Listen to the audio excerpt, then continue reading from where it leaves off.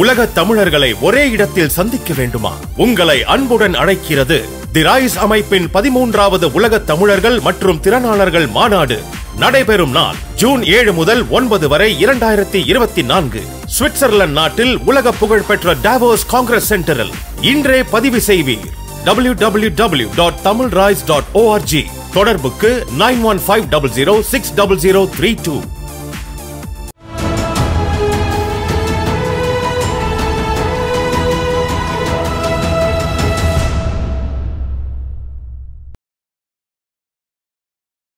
Sir வணக்கம் sir. வணக்கம்.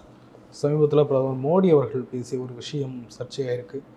மதம் சார்ந்து பேசக்கூடாது, பிரச்சாரம் பண்ணக்கூடாது அப்படின்னு தேர்தல் ஆணையம் உத்தரவிட்டிருக்கிறது. பிரதமர் மோடி மதம் சார்ந்து ஒரு கருத்து தெரிவித்திருக்கிறார். காங்கிரஸ் முடிச்சா ஆட்சிக்கு வந்துட்டால் இந்துக்களுக்கு உள்ளதெல்லாம் இஸ்லாமியர்களுக்கு தூக்கி கொடுத்துருவாங்க அப்படின்னு வெளிப்படையாக பேசியிருக்காரு. எப்படி பார்க்குறீங்க? அதான் அவருடைய இயல்பு. அவர் எந்த காலத்தில் ஒரு ஒரு பிரதமர் மாதிரியோ அல்லது மனிதத்தன்மை உள்ளவர் மாதிரியோ எந்த காலத்தில் பேசியிருக்காரு? ஒரு முதலமைச்சராக இருந்தார். அப்புறம் பிரதமருக்கு தேர்ந்தெடுக்கப்பட்ட பிறகு ராய்ட்டருக்கு ஒரு பேட்டி கொடுத்தார். பிரதமர்னு அவங்க ஜெயிச்சு இவர் தான் பிரதமர் என்று. அப்போ அவர்கிட்ட ராய்ட்டர் செய்தியாளர் அவர்கிட்ட ஒரு கேள்வி கேட்குறார். நீங்கள் முதலமைச்சராக இருந்தபோது ஆயிரக்கணக்கான முஸ்லீம்கள் கொல்லப்பட்டாங்க, அவங்களுடைய சொத்துக்கள்லாம் சூறையாடப்பட்டது, உங்களுக்கு அதை பற்றி வருத்தம் இருக்கான்னு கேட்டாங்க. அதுக்கு அவர் என்ன பதில் சொன்னார் தெரியுமா? நீங்கள் ஒரு காரில் போகிறீங்க, டிரைவராக இருந்தாலும் சரி, பின்னால் உட்காந்துருந்தாலும் சரி, உங்கள் காரில் ஒரு நாய்க்குட்டி அடிபட்டு செத்து போச்சுன்னா நீங்கள் கவலைப்பட மாட்டீங்களா என்று கேட்டார். ஆயிரக்கணக்கான இஸ்லாமியர்களுடைய மரணம், கொல்லப்பட்டதை ஒரு நாய்க்குட்டி ஒரு ஆக்சிடெண்ட்டில் இறக்குறது கூட ஒப்பிட்டவர் அவர். அவரிடம் மனிதாபிமானத்தையோ அல்லது நேர்மையையோ எதிர்பார்க்கவே முடியாது. நீங்கள் ரொம்ப சாஃப்டாக சொன்னீங்க. அவர் அப்படி சொல்லலை. அவர் ரொம்ப, அதாவது என்னது, அவருக்கே கொஞ்சம் வெக்கம் வர்றது மாதிரி தான் அவர் நம்ம பேசிட்டோமோன்னு அவர் நினச்சிருக்கார். அவர் என்ன சொன்னார்னா, உங்கள் சொத்தை எடுத்துப்பாங்க, உங்கள் நிலத்தை எடுத்துப்பாங்க, உங்கள் வீட்டில் இருக்கக்கூடிய வெள்ளி பாத்திரத்தை எடுத்துப்பாங்க, தங்க நகையை எடுத்துப்பாங்க, உங்கள் பேங்க்கில் அக்கௌண்ட்டில் இருக்கக்கூடிய பணத்தை எடுத்துப்பாங்க, ஏன் பெண்கள் கழுத்தில் இருக்கக்கூடிய தாலியை அறுத்து கொண்டு போய் இஸ்லாமியர்களிடம் கொடுத்துடுவாங்க. எவ்வளவு கேவலமான பேச்சு! சாதாரண மனுஷனே இப்படி பேச முடியாது. ரோட்டில் இருந்து ஒருத்தர் பேசினார்னா ஊரே கூடி 4 சப்புன்னு அரைஞ்சு இழுத்துட்டு போகும். துரதிர்ஷ்டம் அவர் பிரதமராக இருக்கிறார். அவர் எப்படி அவர் இப்படி பேசலாம்? அப்படி யாராவது எங்கேயாவது சொல்லியிருந்தாங்களா? அதில் மன்மோகன் சிங் சொல்கிறதா அவர் சொல்கிறது கூட, மன்மோகன் சிங் என்ன சொல்லியிருக்காருன்னா, எஸ்சி, எஸ்டி, ஓபிசி, பெண்கள், குழந்தைகள், மதச்சிறுபான்மையினர் இவங்கெல்லாம் இந்த நாட்டினுடைய சொத்துக்களில் உரிய பங்கை இன்னும் அவங்களுக்கு கிடைக்கல. மைனாரிட்டிஸில் குறிப்பாக இஸ்லாமியர்கள் அவங்க இன்னும் கீழே இருக்காங்க. நீங்கள் எஸ்சி எஸ்டிக்கு இடஒதுக்கீடுனா அதுக்கு அர்த்தம் என்னங்க? எல்லாத்தையும் விட அவங்களுக்கு முன்னுரிமை கொடுக்கறது தானே அர்த்தம். சமூக ஒடுக்குமுறைக்கு உள்ளான பகுதிக்கு அதை கொடுக்குறதுங்கிறது தானே அர்த்தம். அதை கொஞ்சம் கூட கூச்சநாச்சம் இல்லாமல் இவர் ஏதோ அந்த இஸ்லாமியர்களுக்கு தான் அந்த சொத்து முழுவதுமே சொன்னதாக அவர் பேசியிருக்கார். ஒரு அவங்ககிட்ட வேற எதையும் எதிர்பார்க்க முடியாது. ஒரு பாம்பு கொத்துற போதும் விஷம்தான் வரும், வேற என்ன அமுதமாக வரும்? எந்த பாப்பாவது கொத்தி செத்து போன ஒரு புழைச்சதாக பார்த்துருக்கீங்களா? அதுக்கு வாய்ப்பே கிடையாது.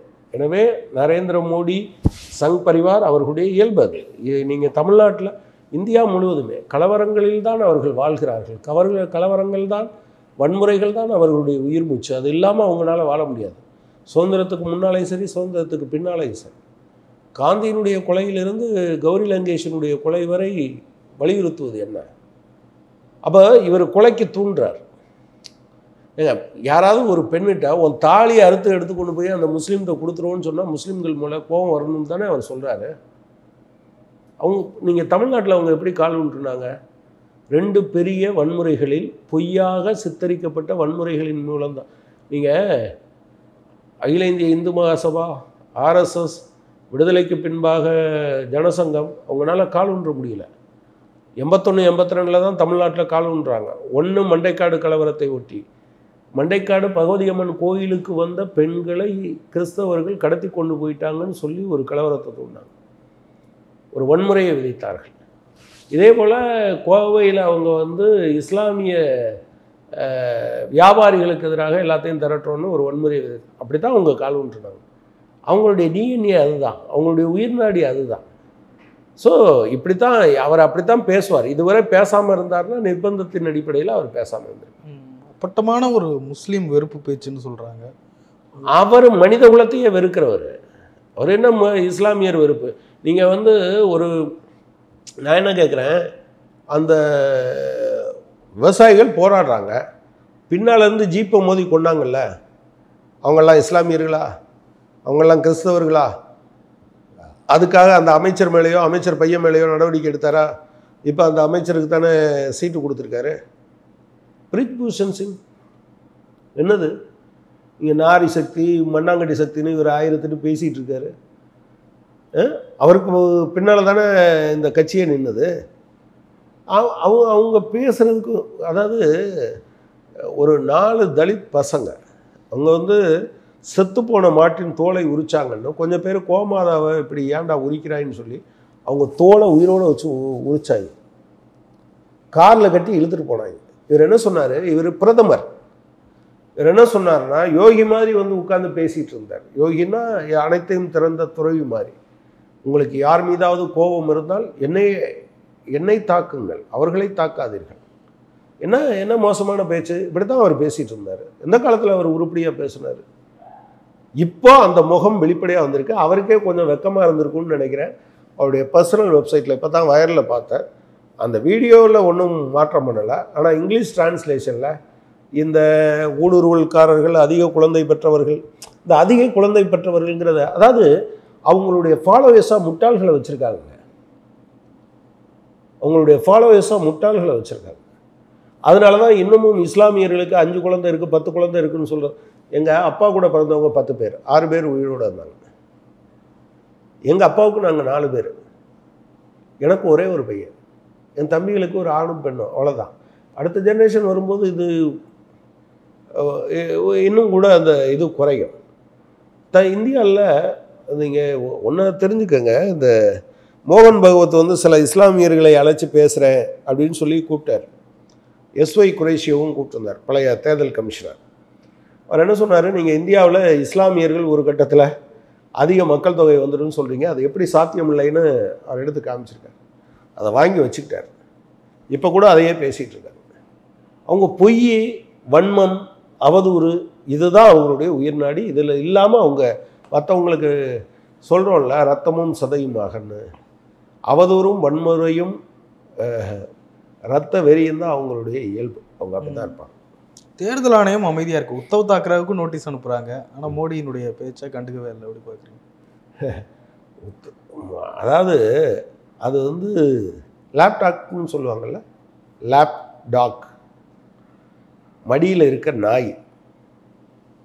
அதுக்கு மேலே அதுக்கு என்ன இது இருக்குது? நீங்கள் அதுலேயே ஒருவேளை யோக்கியமான ஆள் இருந்தால் நடவடிக்கை எடுத்துட முடியுமா? போன தடவை மோடி மேலேயும் அமித்ஷா மேலேயும் 6 தேர்தல் நடத்தை விதிகளை மீறியதாக 6 கம்ப்ளைண்ட் வந்தது. 6 உண்மைன்னு ஒருத்தர் சொன்னார், 2 பேர் இல்லைன்னு சொல்லிட்டாங்க. இந்த உண்மைன்னு சொன்னவர் அதில் நீடிக்க முடியலங்க. அசோக் லவாசா அவர் கொஞ்ச நாளில் ராஜினாமா பண்ணிட்டு போனார். அவங்க ஒய்ஃபு வேலை பார்க்குற கம்பெனியில் ஐடி ரைடு, அவங்க தங்கச்சி வேலை பார்த்த ஐடி கம்பெனியில் வேலை பார்த்த கம்பெனியில் ஐடி ரைடு, அவருடைய பையன் வேலை பார்த்த கம்பெனியில் ஐடி ரைடு, அவங்க மக ஐஏஎஸ் ஆஃபீஸர் லடாக்கில் வேலை பார்த்தாங்க, தூக்கி கடாசினாங்க. அவங்கள அவராவது கொஞ்சம் யோக்கியமாக இருந்தார். இவங்களை பொறுத்தளவில் 3 பேர் யார்? இதுக்காகத்தான் அவங்க அந்த சட்டத்தில் மாற்றம் கொண்டு வந்தாங்க. அதாவது இன்றைக்கி இருக்கக்கூடிய தேர்தல் கமிஷனர் யார்? மோடியும் அமித்ஷாவும் யாரை தேர்ந்தெடுத்தாங்களோ அவங்க தானே. எந்த நியாயம், தர்மம், சட்டம், நீதி இது எதுக்கும் கவலைப்படாமல் நியமிக்கப்பட்டவர்கள் அவர்கள். அப்புறம் அவங்க எப்படி இருப்பாங்க?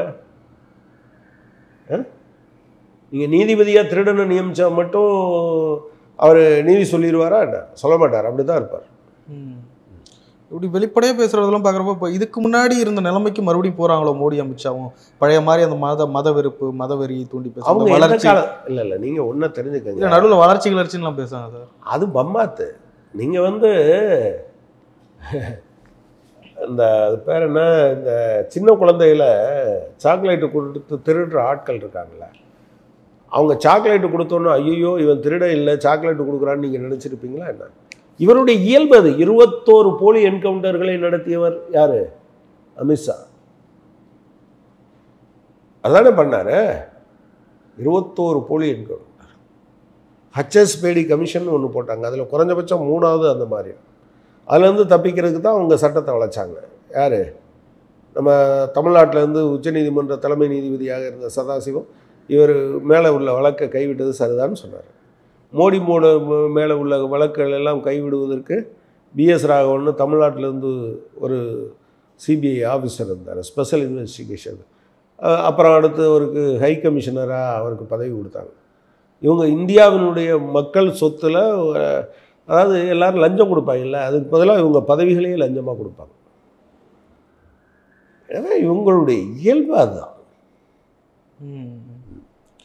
மக்கள் மத்தியில் இது எடுபடுங்களா சார்? மக்கள் இதை எப்படி பார்ப்பாங்க? அதை மக்கள் எடுபடலைங்கிறது இப்போ தெரிஞ்சுது. அந்த பயத்தில் தான் இவங்க புல்வாமா மாதிரி ஒன்று கொண்டு வந்துட மாட்டோமா, வேறு ஏதாவது கொண்டு வந்துட முடியாதான்னு அவங்க பார்க்குறாங்க. ஒரு பதட்டத்தின் வெளிப்பாடாக பார்க்கலாம் அது.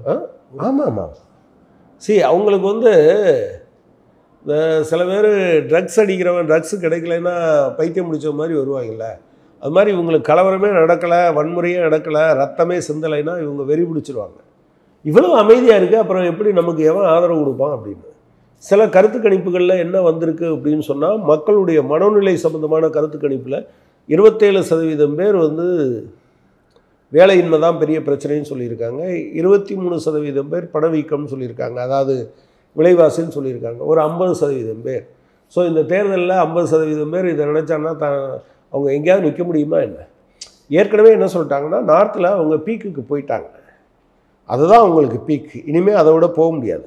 அதில் உத்தரப்பிரதேசத்தில் ஒரு 15லேருந்து 20 சீட்டு குறையும்னு சொல்கிறாங்க. நீங்கள் குஜராத்தில் பீகாரில் கிட்டத்தட்ட பாதினாங்க, இப்போ பாதியை விட அதிகமாக வந்துடும்னு சொல்லியிருக்காங்க.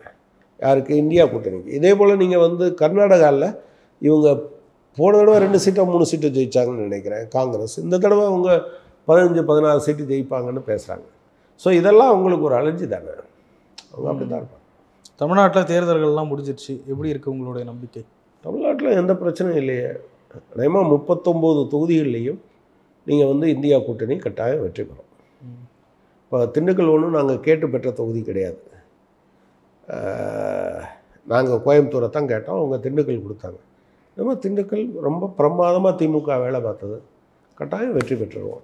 நான் தமிழ்நாடு முழுவதும் கேட்குறேன், எல்லா இடத்துலையும். சில இடங்களில் காங்கிரஸோ அல்லது கூட்டணி கட்சிகளில் ஏதாவது ஒரு ப்ராப்ளம் இருந்ததுன்னா அந்த இடத்துலலாம் ஒரு கூடுதல், இன்ஃபேக்ட் திமுக தலைமை 8 அடி பாய சொன்னால் மாவட்டங்களில் அவங்க 16 அடி பாஞ்சாங்கங்கிறது என்னோட அபிப்பிராயம். அண்ணாமலை நிறைய சந்தேகங்கள் எல்லாம் தேர்தலுக்கு பிறகு 1 லட்சம் பேரை தூக்கிட்டாங்க அப்படின்றாரு, காணும்ன்றாரு. தேர்தல் அன்னைக்கு சொல்கிறாரு, எப்படி பார்க்க? 2052 பூத்து, ஒரு பூத்துக்கு அப்போ எவ்வளவு? கிட்டத்தட்ட 48.56 பேர். ஒரு பூத்தில் 48.56 பேரை எடுக்க வரைக்கும் நீங்கள் என்ன பண்ணிகிட்டு இருந்தீங்கன்னு கேட்குறேன். அதாவது இதை ஒரு சுயேட்சை வேட்பாளர் கேட்டால் நியாயம் இருக்குது. இதை திமுகவோ அதிமுகவோ சிபிஐயோ சிபிஎம்மோ காங்கிரஸோ பாஜகவோ இந்த கேள்வியை கேட்கக்கூடாது. ஆக்சுவலாக எப்போ சொல்லியிருந்தாருன்னா அதை புரிஞ்சுக்க முடியும், ஒரு 2 நாள் முன்னால். ஏன்னா இவங்க பப்ளிஷ் பண்ணுறாங்க. அதுலேயும் கூட சில தப்பெல்லாம் நடந்திருக்கு. இப்போ என் வீட்டில் என்கிட்ட கேட்டுகிட்டே என் ஒய்ஃபு பேரை எடுத்துட்டாங்க. இருக்காங்களா சார், நீங்கள் இருக்கீங்களா சார்னு கேட்டு, விருகம்பாக்கம் தொகுதியில் பாகம் நம்பர் 75 331 என்னோடய சீரியல் நம்பர் 332 என் ஒய்ஃபு ஃபோட்டோ இருக்குது, 332 இருக்குது, மேலே டெலிட்டட்னு குத்திருக்காங்க. யாரோ பண்ணியிருப்பாங்க. பட் 1 லட்சம் ஓட்டுங்கிறதெல்லாம் பெரிய அதிகம் இல்லையா? ஒரு தவறு நடந்திருக்குங்கிற, அதுவும் 1 லட்சமும் அண்ணாமலைக்கு வேண்டிய ஆட்களா? இல்லை, நான் தெரியாமல் தான் கேட்குறேன். அப்போனா நீங்கள் ஒரு அரசியல் கட்சிங்கிற முறையில் 18,000 பேர் வெளியூர்லேருந்து வந்து வேலை பார்க்க வந்தாங்கன்னு போட்டிங்கல்ல, இந்த 18,000 பேரும் உள்ளூரில் இருந்தவங்களும் ஒரு நாள் கூட கீழே போய் செக் பண்ணலையா? அப்படின்னா போன தடவை 21 லட்சம் அப்படின்னு சொன்னால் இந்த தடவை எத்தனை லட்சம் ஓட்டுகள் இருந்தது? 1 லட்சம் ஓட்டு குறைஞ்சதுக்கு இந்த ஏரியாவில் அப்படின்னு. இப்போ சராசரியாக ஒரு பூத்துக்கு 48.56 ஓட்டுகள் என்ன இருக்கணும்? குறைஞ்சிருக்கணும். அப்படி குறைஞ்சா மட்டும் 1 லட்சம் ஓட்டு. இது எல்லா பூத்துலேயும் குறைஞ்சிருந்தான். கிராமங்களில் அவ்வளோ ஈஸியாக என்ன பண்ண முடியாது, இழுத்து போட்டு 4 வெளுப்பு வெளுத்துருவாங்க. இதுக்கு வாய்ப்பே கிடையாது. அப்போ இது இது இது இது இது அவர் நிறையா சொல்லியிருக்காருங்க. அவருக்கு ஏன் அதை பற்றி கவலை? அவர் தான் சொல்லியிருக்காரு. கடைசி பிரச்சாரம் முடியும் போது அவர் சொன்னது போலாகிற ஓட்டில் 60% ஓட்டு வாங்குவேன்னு சொல்லியிருக்காரு இல்லையா? இந்த 1 லட்சங்கிறது 5% ஓட்டா? 5% ஓட்டு போனால் போகுதுன்னு வச்சுக்கிட்டா 55% அவருக்கு கிடைக்கும். 55% தாண்டி மீதி மொத்தத்தையும் ஒருத்தர் வாங்கினா கூட அவ்வளோதானே வாங்குவார். ஏன் கவலைப்படுறாரு? அவர் சொல்கிறதுக்கெலாம் ஏதாவது அர்த்தம் இருக்கா? அவர் சொல்லிட்டு போய்கிட்டே இருப்பார். அடுத்த நேரம் நீங்கள் கேட்டிங்கன்னா அதுக்கு பேர் சொல்ல மாட்டார். ஒரு ப்ரூஃப் கொடுக்கல, ஒன்றுமே கொடுக்கல அப்படி சொல்கிறாரு. ஆனால் தேர்தல் ஆணையத்தை எப்படி அருங்கணும்னு நினைக்கிறீங்க? ஏதா இந்த விஷயத்தில் இல்லை, தேர்தல் ஆணையம் பதில் சொல்லணும். ப்ராப்ளம் என்னென்னா எதிர்கட்சிகளோ அல்லது எந்த கட்சியுமோ கேள்வி கேட்டால் பதில் சொல்கிறதுக்கு தேர்தல் ஆணையத்துக்கு அதுக்கு கடமை இருக்குது. அது எனக்கென்னு புறக்கணிச்சிட்டு போக முடியாது. அண்ணாமலை சொன்னாலும் சரி, ஹரிச்சந்திரன் சொன்னாலும் சரி, அண்ணாமலை சொல்கிறதையும் ஹரிச்சந்திரன் சொல்கிறதையும் ஒரே மாதிரி தான் தேர்தல் கமிஷன் பார்த்துட்டு சரி தப்புன்னு அதுக்கு பதில் சொல்லணும். அது வேறு விஷயம். அண்ணாமலை 1 லட்சமாக அவர் ஓட்டுன்னு எப்படி கண்டுபிடிச்சாரு? அதுவும் ஒரு 15-20 நிமிஷத்தில் ஒரு இடத்துக்கு போயிருக்காரு, கவுண்டம்பாளையத்துக்கு. அங்கே சொல்லியிருக்காங்க எங்கள் ஓட்டை காணான்னு. உடனே 1 லட்சம் ஓட்டு, அது ஏன் ஓட்டு நீக்கிட்டாங்கன்னு சொல்லியிருக்காரு. சரி, 1 லட்சம் ஓட்டு அவருக்கு சேர்த்தா ஜெயிச்சிருவாராமா? 2வது இடம் வந்துடுவாராமா? எதுக்கு இந்த அலப்பறை? இதே மாதிரி தமிழிசை சவுந்தரராஜனும் இதே மாதிரி தான் ஒரு குற்றச்சாட்டை வைக்கிறாங்க. என்ன சொல்கிறாங்க அவங்களும் இந்த மாதிரி தான் இதெல்லாம் காணும் நிறைய பேர் அப்படின்ட்டு. நடுவில் கொஞ்சம் ஓட்டை காணும்னு சொல்கிறாங்களா? தேடி பார்க்கட்டும். என்ன வேலை பார்த்தீங்க நீங்கள்? தேர்தல் வேலைன்னா என்னது? தேர்தல் வேலையில் முதல்ல என்னது? ஓட்டு சேர்க்கறது, இல்லாத ஓட்டை நீக்கிறது. இது எல்லாம் முடிஞ்சு ஃபைனல் லிஸ்ட்டு வந்த பிறகு வீடு வீடாக போகிறது. உங்கள் வீட்டில் எத்தனை பேர் இருக்காங்க, இன்னார், உங்களுக்கு ஐடி கார்டு இருக்கா, இதெல்லாம் உங்கள் இதெல்லாம் கொடுப்பாங்கள்ல. அப்போ உங்களுக்கு ஒன்றுமே இல்லைன்னு அர்த்தம்.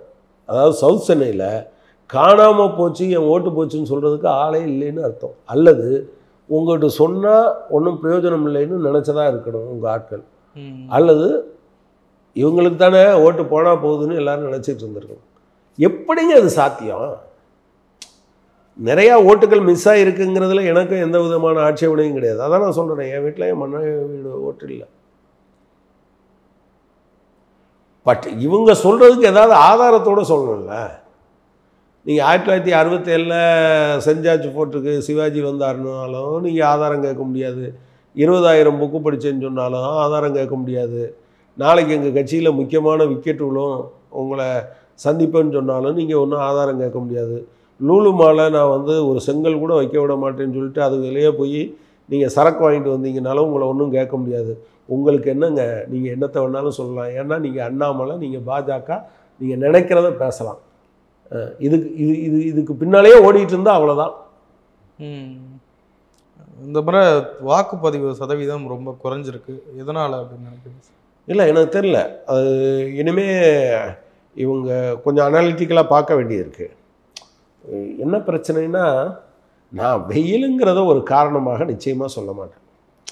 என்ன வெயில் இருந்தாலும், ஆனால் பொதுவாக என்னென்னா, ஒரு அரசாங்கத்தை தோற்கடிக்கணும்னு வரும்போது ஒரு பெரும் வேகம் இருக்கும். அது மாநிலத்தில் இருக்கிறது மாதிரி சென்டரில் அப்படி நம்ம பார்த்ததில்லை. அப்போது இப்போ நாங்கள் பார்த்த வரையிலும் எங்கள் ஓட்டுக்கள்லாம் வந்துட்டதாக தான் நாங்கள் நினைக்கிறோம். இப்போ நான் 2 தொகுதியில் இருந்தேன், பழனிலையும் ஒட்டஞ்சத்திரத்துலையும். எங்கள் ஓட்டுக்களை எங்கள் ஆட்கள் கொண்டாந்து சேர்த்துட்டாங்க. அவ்வளோதான், சேர்த்துருக்காங்க. ஸோ இனி கொஞ்சம் டீட்டெயிலாக போய் பூத் வைஸாக யார் வரல, என்ன கிளாஸ், என்ன செக்ஷன், ஏன் அது வராமல் இருக்குது, கடந்த காலத்தில் எவ்வளோ ஓட்டு போலாயிருக்கு இந்த இதில், இந்த தடவை உங்களுக்கு தெரிஞ்சிடும். போன தடவை 75%, இந்த தடவை 50%, சம்திங் ராங்.